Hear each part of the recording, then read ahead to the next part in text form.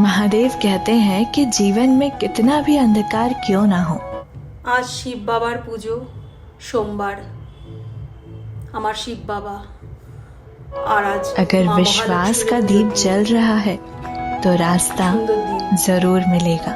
महादेव कहते हैं कि वो दिन जरूर आएगा जब तुम्हारे सारे सपने पूरे होंगे। बस मुझ पर और अपने कर्मों पर भरोसा रखना। चुनौतियां आएंगी पर उन्हें माँ महालक्ष्मी तुम अपने विश्वास से नतुन पार जामा, करना।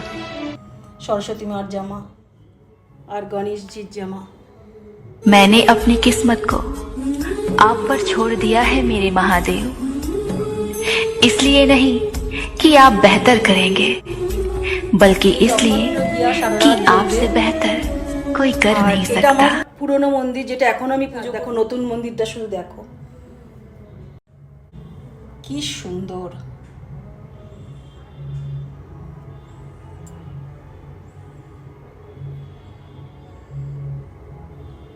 এখনো আমি বসাইনি ঠাকুর, এখান থেকে ঠাকুরকে আমি